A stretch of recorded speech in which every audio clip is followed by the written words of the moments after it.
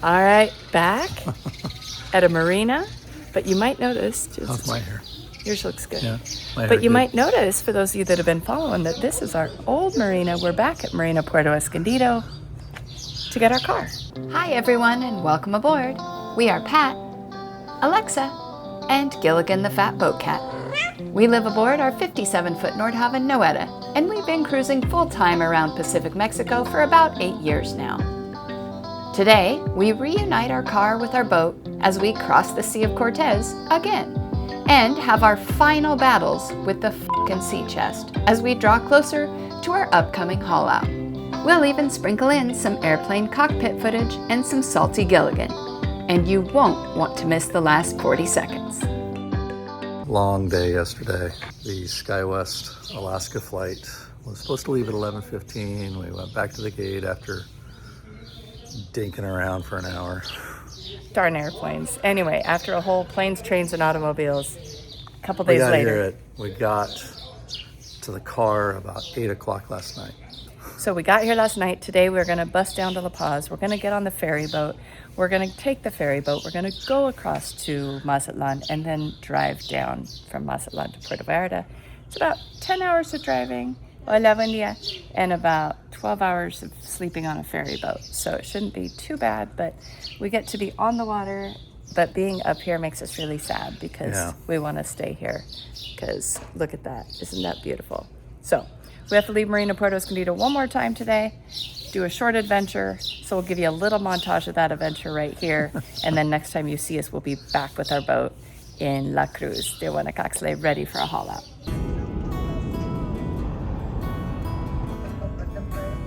All right, stopped at the side of the road for a Diet Coke, little bathroom break, and we ran into some longtime friends who had just gotten off the ferry boat and we're now trekking towards Loreto. And so we made a plan to meet in the middle, and they took their boat to Ensenada, and but we've been cruising with Jill and Kurt for years and years, and so we have now gone different directions, but we ran into them in the middle of a desert highway in Mexico, so that was pretty great.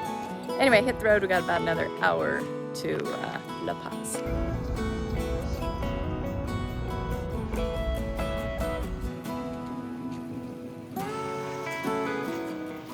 All right, so now I am in front of the ferry. These guys are loading this ferry left and right. It's like a freaking circus here. They pull in and they grab another container and they throw it on there. So I'm just waiting my turn. They're gonna squeeze me, my guess is, between a couple of big trucks, and when they're ready for me, they'll call me. But so far, it's been pretty easy. They did do a big search of our car looking for who knows what, everything. Found nothing. Then they tried to prove that I needed what's called a factura on my car, or a tip on my car. And I proved to them that we didn't, because it's a Mexican car and I'm a Mexican resident. But anyway, Pat is in the waiting room probably for the next couple hours. And I will sit here and wait and watch them load the truck. But it's pretty fascinating. All right, they gave me the green light. So I'm driving on. ¿Listo? So your name is Alexa? Alexa. Hi. Adios. Adios. Gracias. Okay, going all the way up. He says all the way up. Gracias. He said stay to the left. It's gonna get bouncy. We're going to the top. Gracias. All right, now I'm going on the blue.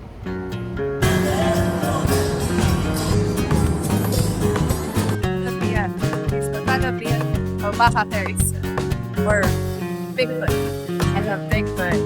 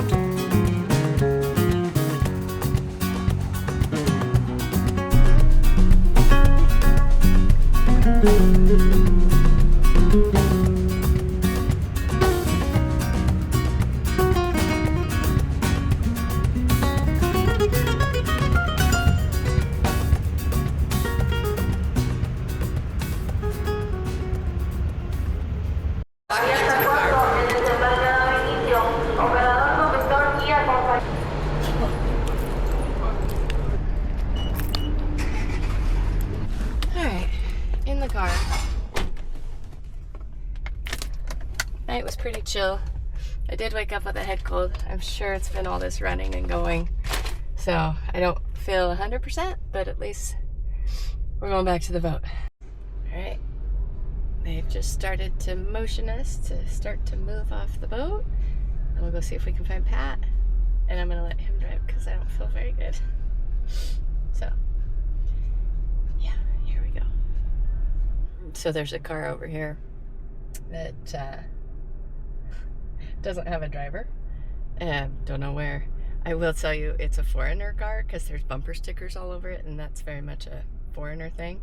It says like running, and it has a lady walking her dog, and so there's no driver in it, so everybody's trying to squeak around it, and they're figuring it out now, but oops, somebody didn't make it back to their car.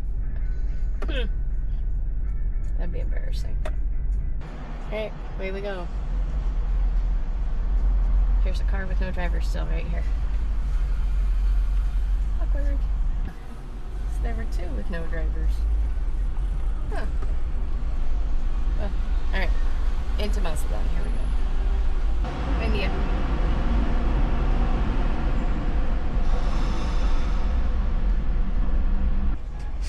Okay, this is ridiculous. I think I'm just heading out onto the street with not a single checkpoint, which means I need to go find Pat. Let's see. Yeah, just like that, there's not a single thing. Alright then. I have to find my husband. Wow. Hi, where are you? I'm out. Oh shit. They just let me, I'm still walking away from the boat. So. Okay, well there was no checkpoints, no anything, so I'm out. Yeah. I might be in the taxi parking, but we'll see if they kick me out. Okay. But pretty Well, much I'll out start that, walking. yeah, I walk out that straight thing. There's some taxis and a couple pulmonias, and then I'm to the Okay. right. Okay. Okay, bye. Alright. Bye. I've never beat Pat out of there, so this is a first. All right, we just got back yesterday with our car from Mazatlan. We're back on the boat, and because things have been so crazy, I of course then now have a cold. I don't feel very good. And then Pat had to go to work because that's what he does. We end trips, and now he's back at work. And I was hoping to get a little downtime, but it's like 90 something degrees outside and probably 75-80% humidity. You can tell Gilligan's exhausted from it. Yeah. But on top of that, the air conditioner just stopped, and I'm 99% sure it's because I need to clean the strainer baskets that go to our Seachest. And those of you that have been following know that this has been a long time issue that we are going to fix in 7 days when we haul out. But I was hoping I could get through a little more air conditioning use before having to make a whole new through hole for the air conditioner, which we're doing. So I have to go down feeling like crap. It's very hot outside, and I'm gonna clean the strainers, and I'll take you guys with me, and you can see exactly why in 7 days we are going to put in a through hole for the air conditioner. And on top of that, let me go outside. You'll get a kick out of this. Oh God, it's so hot out here. We're back in La Cruz. Today is Navy Day. Just behind those trees, there's a big band. And it's been playing for a long time, and it's probably gonna keep playing most of the night. So I'm really hoping I can get this AC fixed, as much so that I can close the doors for cool, but also so I can close the doors for that. It's fun for a little while. All right, let's go check those strainers. First things first, gotta close the through holes. We did buy new seacocks, so these will be brand new. I don't think they've ever been replaced, but I'm gonna close that, and I'll close the other one, but next time you see those, they should be brand new. All right, so our lovely little distribution box, sometimes called the Seachest, is looking okay on the inside. It's nice and, well, let me take that back. It's about halfway full. And again, this is where we get water for our wing engine, our air conditioning, our hydraulic cooling water.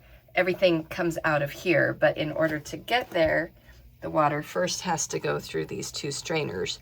The goal, obviously, of taking the air conditioner off of that is that it doesn't rely on if something gets gunked up in here. The new air conditioner through hole will have its own strainer basket, which in these warm waters is something we will be checking, but I have not checked this since we got here because it's been go, go, go. And I have a feeling with all of the other things that we've been using on it, those strainers might be a little full.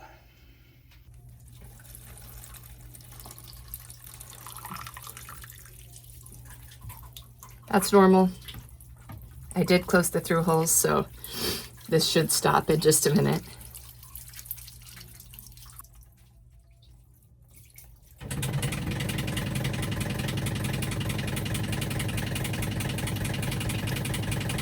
Bilge is on.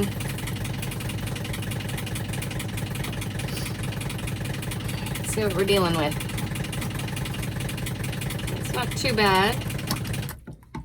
I would have actually expected a little worse. We'll find out what's inside, but there's not much, but it does have that slime on it. So that will go outside for a washing. Just leave that there for a minute. Here's the port. So the starboard doesn't have as much at all. I'm gonna reach in here. Let's see what we got. Not too bad. There's a little bit of slime, but not awful. I've seen worse.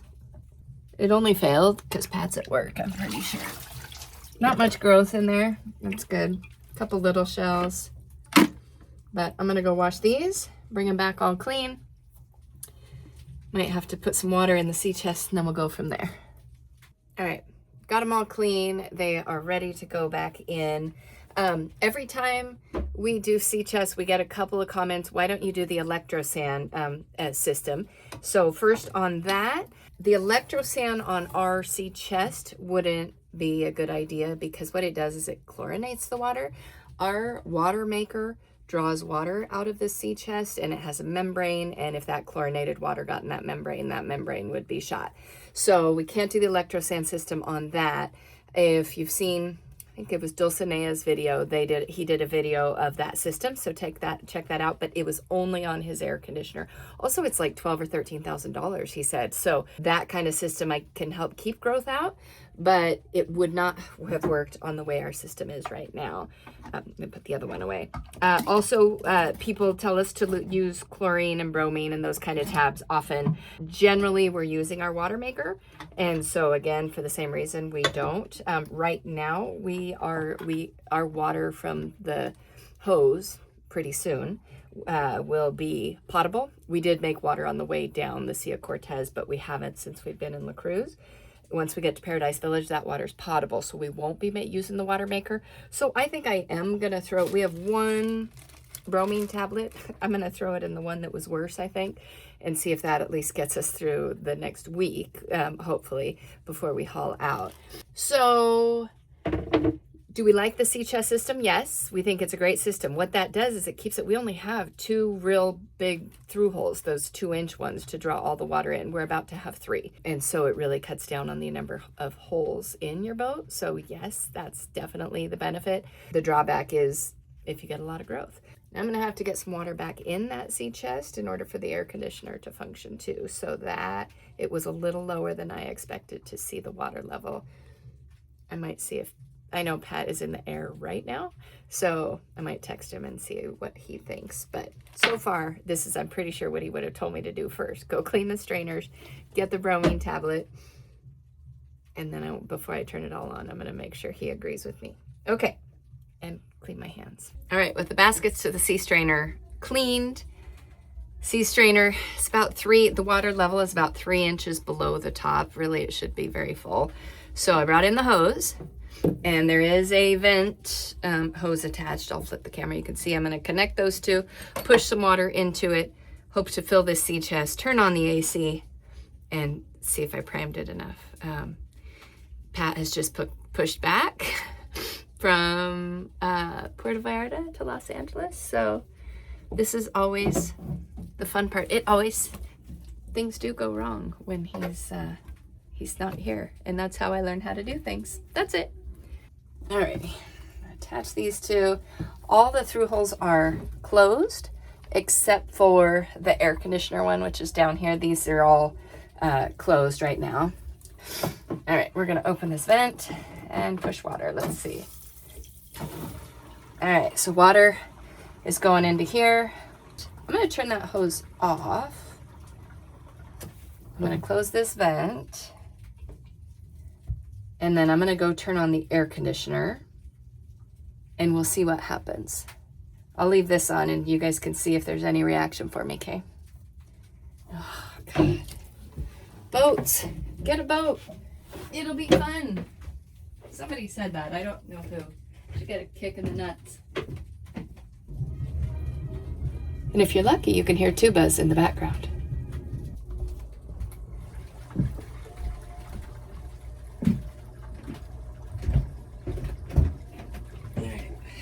Pump is not kicking on.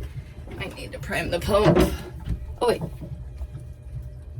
Did this just start? Now I'm gonna go check outside and see if we have any water flow, because I didn't have any water flow. Okay, I'm gonna go check for water flow outside. You guys stay there. Keep an eye on that for me. Okay, we have water flow. Ugh. I don't like this level down here.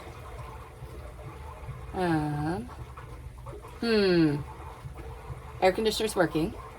I'm gonna just keep this open and keep an eye on it. I think I'll keep the hose here.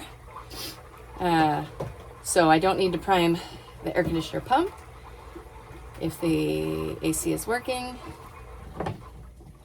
but I don't have a lot of faith in it right now.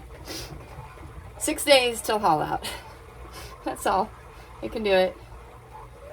Stupid Seachest. All right, AC has been running for about 20 minutes. It's still on, so that's good. Just gonna keep an eye on it. But while I was outside, I found we have another problem. Let me show you. We've had a ton of surge at La Cruz Marina lately. In fact, we popped a fender. So I'm gonna do a fender swap. But yeah, it's been rubbing like crazy. We have these kind of fenders too. And there was a nail sticking out of one of the wood pieces and it's doing some serious scraping there. So we've moved that and I'm gonna replace that with another big black one. Fun. All right, so I've replaced the busted fender. We've got a new one back there and back inside, AC is still going good. And just for your pleasure, we can go outside and you can hear some more.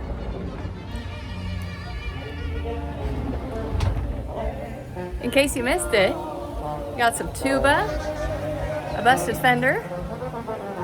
You know, what more could you want other than maybe right here? I got a pelican. So, I guess we're gonna call this a good day. Look at those trees. I'm floating. Everything's fine. It could be worse, right? Did I just jinx it? I hope not. Hopefully this is the last you see me of today. All right, so I woke up this morning, 6:30 or so. It was 85 degrees outside and 88 degrees inside the boat. I had taken NyQuil last night because I'm still head colded, so I didn't wake up when the air conditioner crapped out again. So apparently we lost water flow again, causing the air conditioner to overheat and shut down. So I'm gonna go put the hose back in the Seachest, try and fill it up again. Again, just trying to limp across the finish line with this whole Seachest thing. Anyway, so that's gonna be my morning today. All right, continuation of this stupid Seachest air conditioner thing. I got it running this morning. I added water like you saw with the hose, filled up the Seachest, turned off the hose, ran all day because it's really hot outside. And it's about 8:45 at night and it just stopped. I got a P5 pressure thing on the air conditioner. Actually, I felt it just before there was a power surge in the boat, and then it just stopped. So I've now cycled it off at the breaker. I am gonna go, actually this time I'm gonna flush the through holes out. So I'm gonna close all the vents except the hose, and turn on the hose, and maybe there's something up in one of those through holes, and maybe I can flush it out by sending the hose through there. We'll try that, and then I'll try and fill the Seachest again, and then I hopefully will have some AC to sleep for a little bit tonight. But seems to me it runs, I don't know, it ran from about 12, 13 hours, and then it stops. So, all right. All right, so this water level is about where it was this morning, but at some point enough air must have gone through to the air conditioner to trigger that. I have turned on this hose, but this vent is closed right now. I'm gonna close the air conditioning vent. The through holes are still open, and then, easier said than done, there we go. Close that. I'm gonna open this vent, turn on this hose, and then the water should flush out through those through holes. So let's see. All right, the only place the water could be going right now is back through each of those through holes. I don't know if there's enough water pressure to push anything out, if there's anything sitting in one of those through holes, but I'm gonna try this for a little bit. Can't hurt. Move some things around, and then I'll switch those vents and open the air conditioner one and try and turn it on again. See what happens. All right, hose is still on, but now the vent, well, with the vent open, and now we're open to the AC. I'm gonna go turn on the air conditioner again.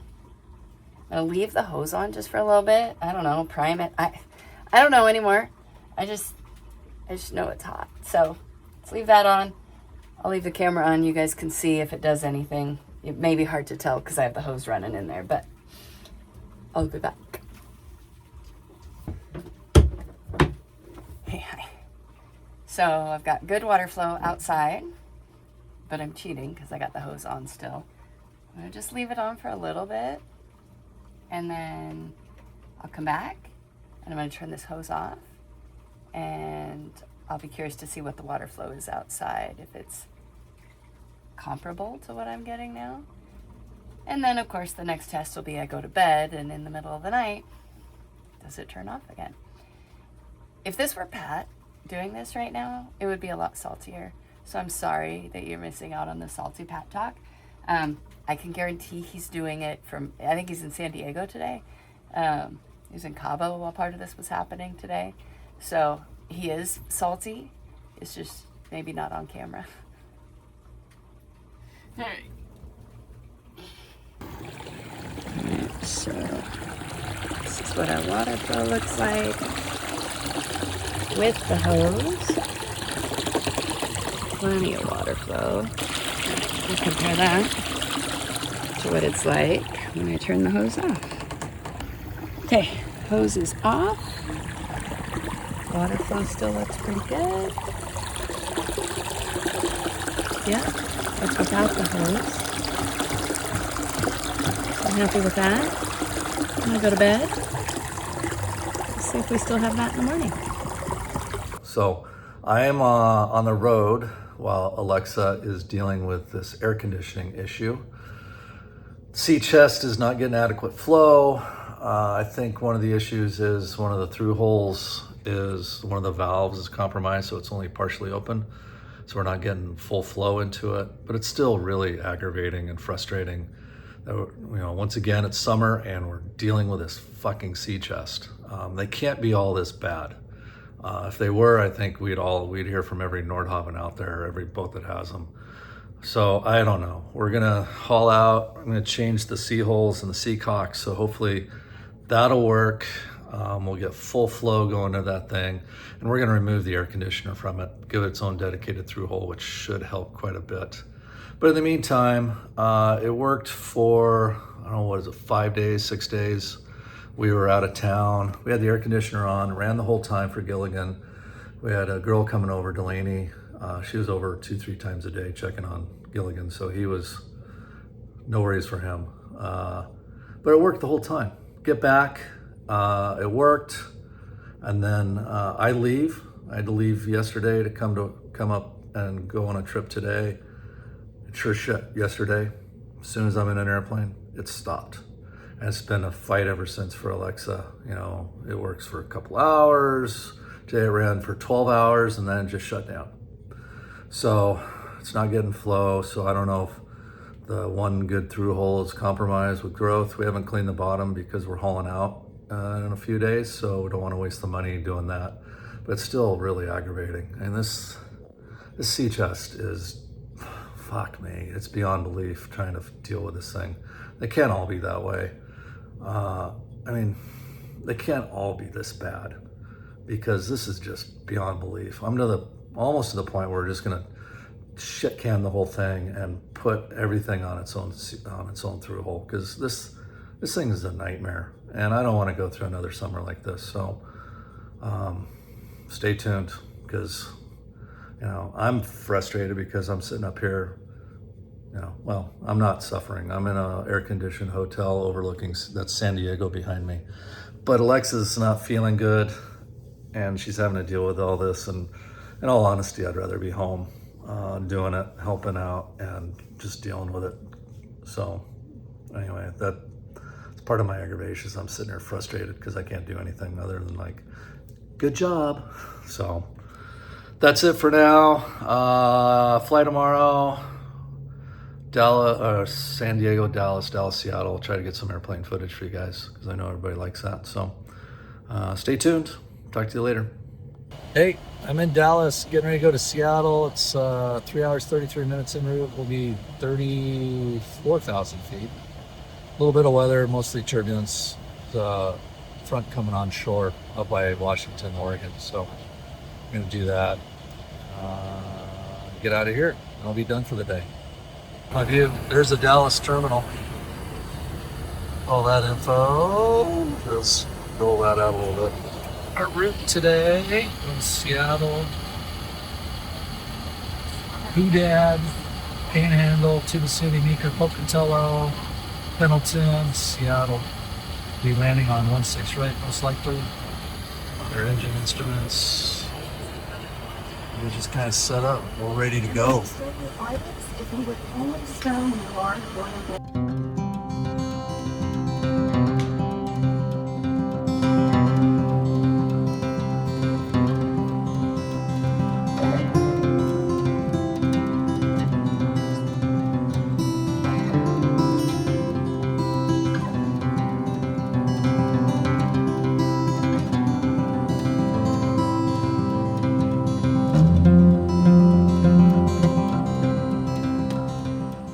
All right, early morning, not so early as yesterday, but it's an 8 a.m. departure to San Francisco.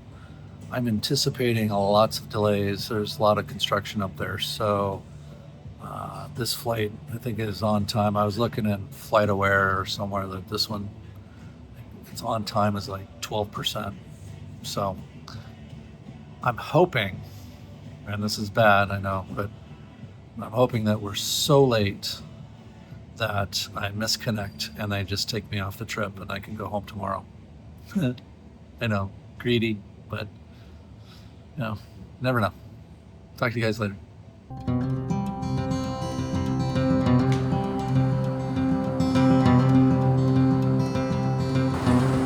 We're on descent into Puerto Vallarta.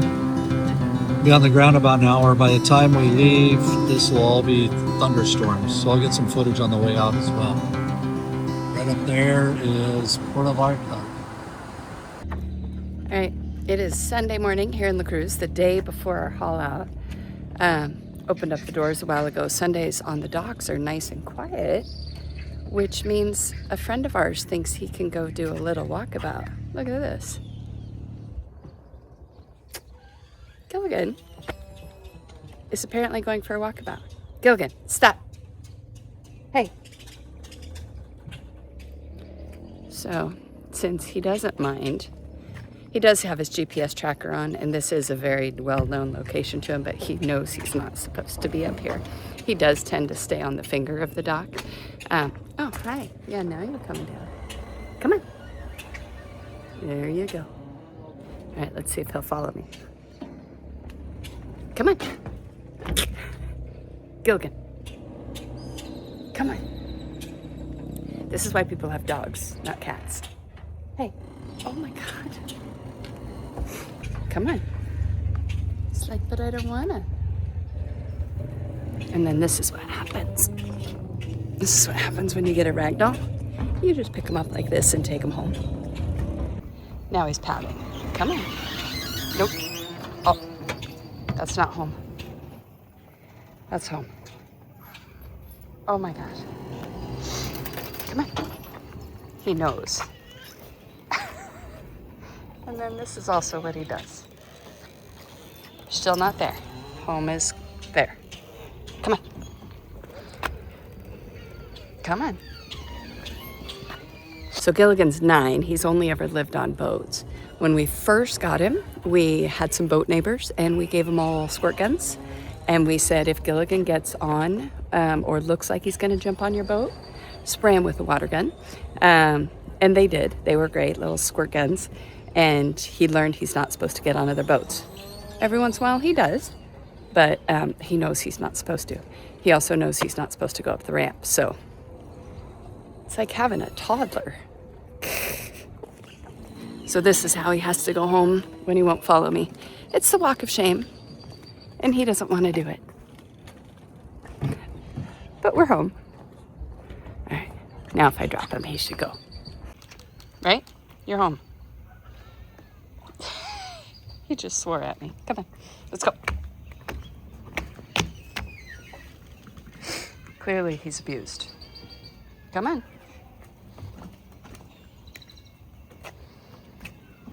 He's like sulking, isn't he? And I can guarantee he'll go roll and say, okay. And look at that tail. He is pissed. All right, you're fine there. You can stay. Don't let me catch you up there again. We're finally at haul out day, but we'll need to leave that for the next video because it wasn't just a simple entry into the slings. In fact, it was one of the most stressful situations we've been in on the water. It just doesn't do it. You gotta come down here. As our engine shut down just as we came upon the shipyard's massive concrete walls. We got an overheat too. Engage throttle. Engage throttle. Atrás, a frente, atrás. I don't have. Okay. Ah, shit. Stay tuned for that exciting episode.